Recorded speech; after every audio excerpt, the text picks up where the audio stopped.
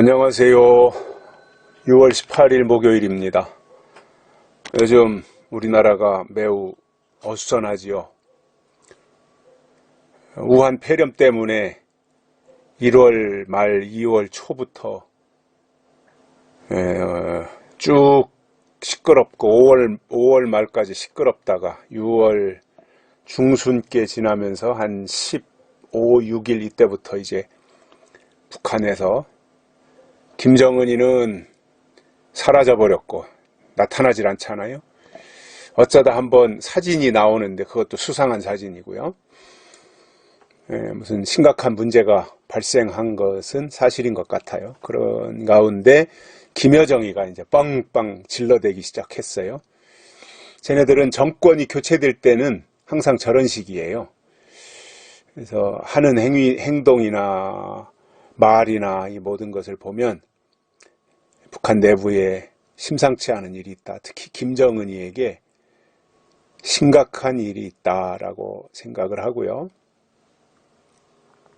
그러다 보니까 이제 자기네들을 감추기 위해서 말폭탄을 일단 쏟아부었는데 미국한테는 못하고 우리나라 그것도 문재인 대통령에게 이제 질러댔습니다. 북한이라고 하는 체제가 늘 저런 식이에요. 그리고 뭔가 자기네 내부적으로 불리한 문제가 생기면 외부를 향해서 매우 공격적이 돼요. 지금까지 그랬어요, 쟤네들은. 그러니까 지금 그들의 말이나 행동하는 것을 보면 저 사람들 내부의 권력 구조가 개편되는구나 이런 것들을 예측할 수 있게 되는 거지요. 그러니까 북한이 지금 그런 상황이라고 보여져요. 하고 있는 행동을 보면 그렇습니다. 김일성이에서 김정일이한테로 넘어갈 때도 그랬고 김정일이에게서 김정은이한테로 넘어갈 때도 그랬고 지금 또 그렇단 말이에요. 근데 김정은이 나이가 이제 37살인데 한 120kg인가 130kg 나간다 그러잖아요. 그러니까 무슨 심각한 문제가 있는 것 같다는 의심이 드는 거지요. 모든 처신하는 것을 볼 때. 그러다 보니 이제 쟤네들이 이제 처음에는 일단 말로서 공격하고 질러대고 그 다음에 개성공단에 있는 연락사무소를 폭파시켜버렸고 그리고 또 이제 그 다음으로 할 수 있는 것은 금강산 관광을 위해서 지어놓은 호텔이라든가 이런 것들을 이제 폭파시키겠죠. 그리고 우리나라를 향해서 뭔가 도발을 할 거예요. 늘 그런 식이니까 쟤네들은. 그러니까 우리 국민들이 피해를 보는 거죠. 무능한 정권을 만나면 국민들이 피해를 보는 거예요. 늘 저런 식이었는데 아니 문재인이나 우리나라의 뭐 국정원이나 통일부 장관이나 이런 사람들이 가서 김정은이 만나고 뭐 대화한다 그래서 걔네들이 변하나요? 안 변하거든요. 변할 줄로 생각하는 사람들이 바보들이에요. 쟤네들은 지금까지 그렇게 살아온 사람들이에요. 문재인이가 뭐 가서 김정일이 2번 만나고 3번 만나고 뭐 가서 뭐 백두산에 올라갔다 오고 그런다 그래서 쟤네들이 변할 것 같아요. 어림도 없습니다. 그렇게 해서 쟤네들이 변할 것이라고 평화가 유지될 것이라고 생각하는 그 생각 자체가 바보들의 생각인 거죠.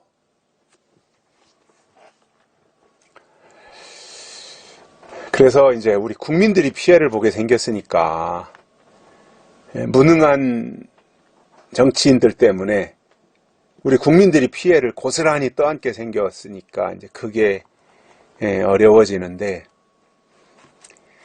이제라도 대한민국 정부가 정신을 차렸으면 좋겠습니다. 저 북한 쟤네들은요, 쟤네들이 뭔가 세게 나오면 우리는 더 세게 나가야 쟤네들이 기가 꺾이지. 쟤네들이 세게 나갔는데 지금처럼 뭐 기죽어가지고 말이에요. 말 한마디 못하고 대꾸 한마디 못하고 즉 김여정이가 아니야 김여정이 아니라 그쪽 북한에서 무슨 뭐 냉면값 내놓으라는 식으로 하고 말이죠. 문재인이는, 현 정부는 전 정부 박근혜나 이명박이보다도 더 못하는 사람들이라고 이런 식으로 막 욕을 해대고, 그렇게 해도 말을 못하고, 오늘 아침 뉴스 보니까 어제 뭐 좀 청와대가 대응하긴 했더만요. 근데 그게 쉬운 일이 아니죠. 그러니까 북한을 다루는 방법은요, 세게 다뤄야 돼요. 쟤네들은요, 지금처럼 하면 만만하게 봐가지고 가지고 놀아요.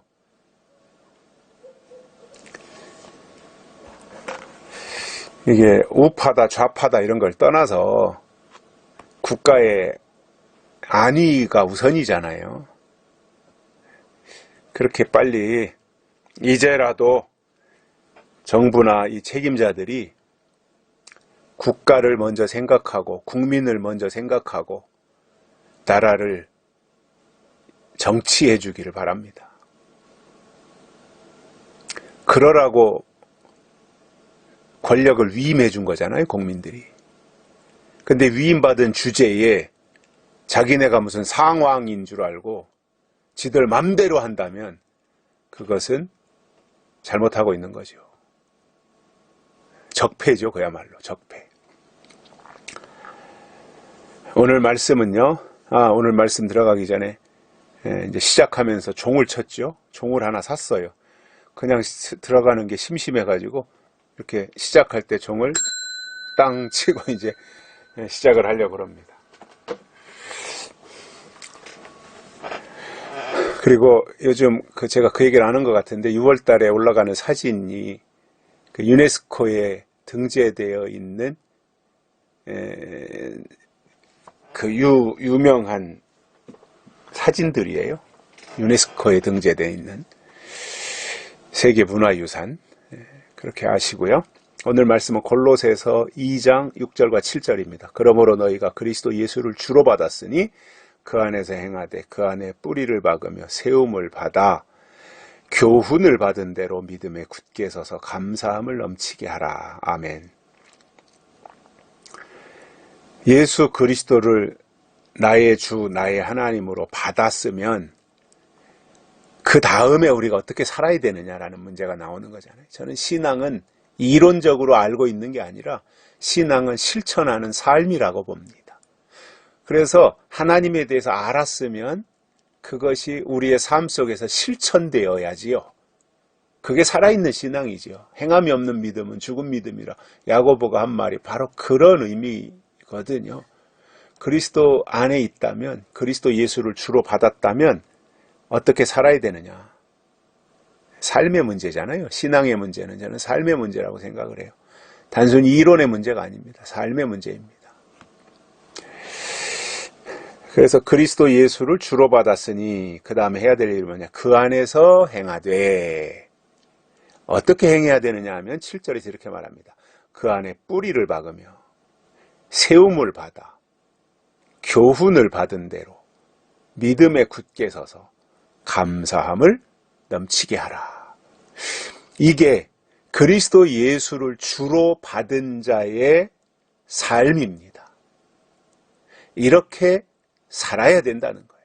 머리로만 알고 있는 것이 아니라, 이론적으로만 알고 있는 것이 아니라, 주일날 교회 예배당에 가서 예배 참석하고 끝나는 것이 아니라 정말 그리스도 예수가 나의 주로, 나의 하나님으로 내 안에 들어와 계시다면 어떻게 살아야 되느냐. 삶의 문제를 가지고 고민해야죠.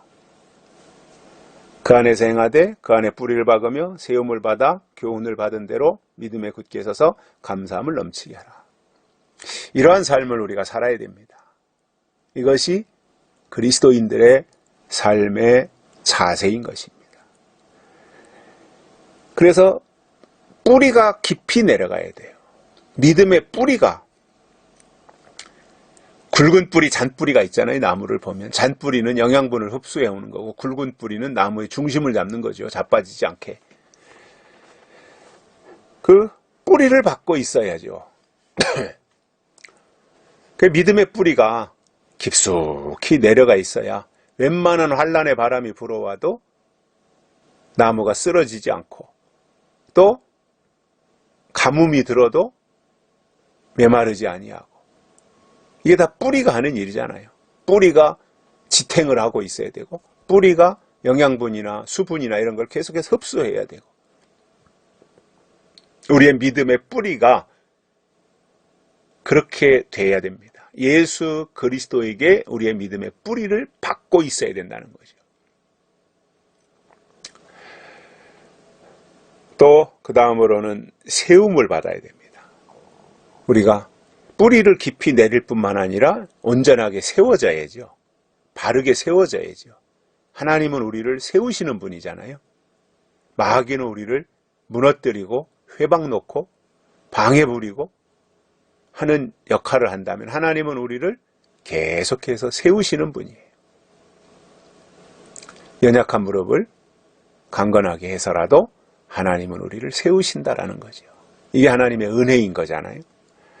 뿐만 아니라 교훈을 받은 대로 우리가 해야 돼요. 하나님 주신 교훈 그대로 해야 돼요.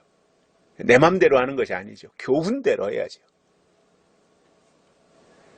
그리고 믿음에 굳게 서 있어야 됩니다. 믿음은 약속이잖아요. 약속 위에 굳게 서 있어야 됩니다. 반석 위에 굳게 서 있어야 됩니다. 믿음은 흔들리면 안 됩니다. 흔들리면 자빠지는 거예요, 그거는. 그래서 믿음에 굳게 서 있어야 됩니다. 그리고 이 모든 것이 다 잘 조화를 이루어서 범사에 감사함을 넘치게 해야 돼요. 감사함이 있어야 돼요, 범사에. 감사. 그게 중요한 거잖아요. 감사함이 있어야 되는 거거든요. 내 맘대로 하는 것이 아니라 하나님 그분의 뜻대로, 그분의 의지대로 해서 우리 안에 하나님이 주시는 감사함이 있어야 돼요. 그것이 축복된 삶의 모습인 겁니다. 자, 우리가 믿음 생활하는 것은 하나님의 요구대로 하는 거예요. 하나님 이렇게 믿으라 했으면 이렇게 믿는 거예요. 저렇게 믿으라면 저렇게 이리 가라 했으면 이리 가는 거예요. 저리 가라 했으면 저리 가는 거예요.